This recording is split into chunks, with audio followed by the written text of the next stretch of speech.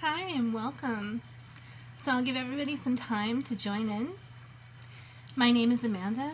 I am a certified life coach. I also specialize in transformational coaching with women.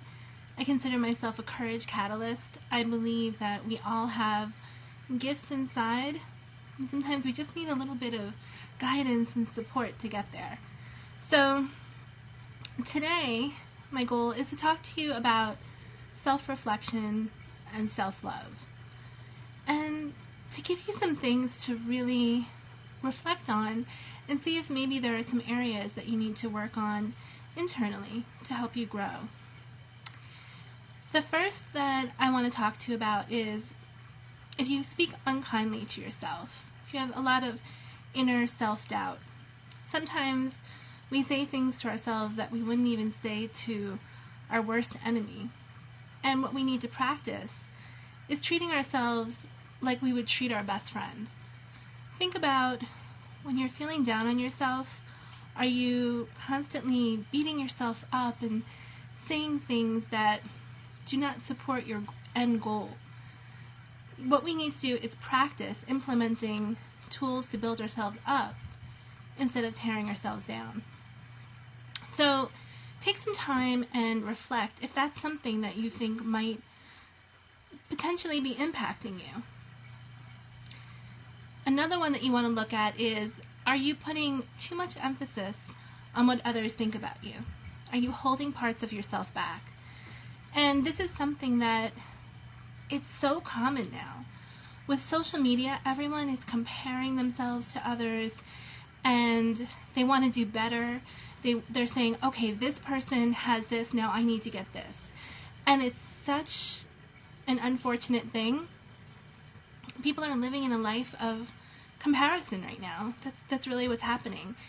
And they're losing touch with what matters to fill them up and to inspire them. So you want to just think about if you're holding back and trying to fit in. Because if you're trying to fit in with what everyone else is doing, you're never actually going to truly be yourself. And you can't succeed and master what someone else is doing because that's their destination, that's their path. You want to find what your journey is supposed to be. So think about how you're potentially holding back or comparing because you're afraid of what others might say about you or to you. And practice stepping out of your comfort zone. Do things that aren't familiar to you, that are just a notch outside of what you're used to. And as you gradually practice this, and it's something that you need to do on an ongoing basis, you start to feel stronger.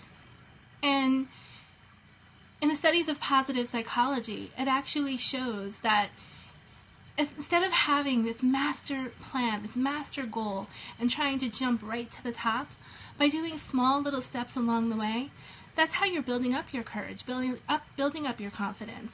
And so think of each step on the ladder as a ladder towards your inner courage.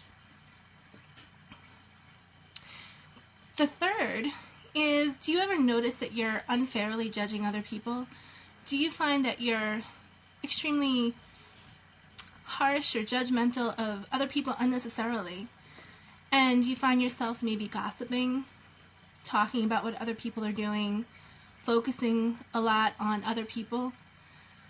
They say that a lot of times when you're focusing outward onto others, it's actually because you don't want to look inward at yourself. There's something inward that is triggering you, which is why you're judging the other people. There is something that is maybe not healed, a past story, something that is inside you that you need to work through to release the judgment of others.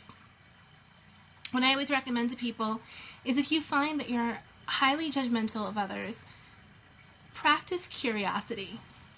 Get genuinely curious about someone. Instead of judging them, think sincerely about why they may be doing something a certain way. Why do they need a certain thing? What might be going on in their life?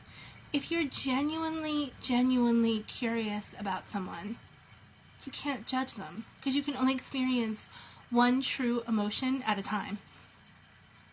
So practice that. The fourth is, do you worry what will happen if you speak openly about your beliefs or about your truth?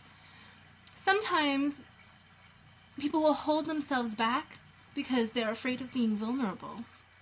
And so society sometimes poses vulnerability as a weakness. And it's an unfortunate thing because vulnerability is actually a strength. There is a courage behind experiencing a vulnerability. Tongue twister. There is a strength behind experiencing vulnerability within. When you can become aligned with yourself and really step out and step into who you truly are, not bits and pieces, not having a cap on what you're willing to share, but truly experience vulnerability. There is such a healing power and provides such deep connection with others because it's genuine. It's you. And people tend to generally really connect to that. So I encourage you to share parts of yourself openly. After listening to this video, what I recommend that you do is just take some time and reflect. Reflect on these 4 questions. 1, are you holding back parts of yourself and not potentially being as vulnerable as you could? Are you afraid of what others may say about you? And are you afraid of judgment? Are you unfairly judging others and not respecting them or seeing them for who they truly are? What's coming up for you because of that internally? And 4th, how do you speak to yourself? Do you speak kindly to yourself with love, or are you potentially your own worst enemy?